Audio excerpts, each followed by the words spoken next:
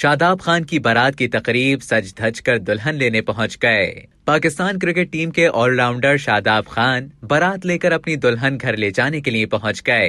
Social media पर viral होने वाली वीडियो में देखा जा सकता है कि शादाब खान के आने पर उनके ससुर और साबिक क्रिकेटर सकलैन मुश्ताक ने उनका इस्तकबाल किया। इत्तलात के मुताबिक शादाब खान के वलीमे की तकरीब 10 फरवरी को इस्लामाबाद में होगी। इस तकरीब के मेहमानों की फहरिस्त में क्रिकेटर्स और मशहूर शख्सियात शामिल हैं। कौमी क्रिकेटर शादाब खान की रस्म मेहंदी की वीडियो गुज़िश्ता रोज सोशल मीडिया पर वायरल हुई थी। ख्याल रहे कि शादाब खान का निकाह गुज़िश्ता माह साबिक क्रिकेटर सकलैन मुश्ताक की साहबजादी से हुआ था।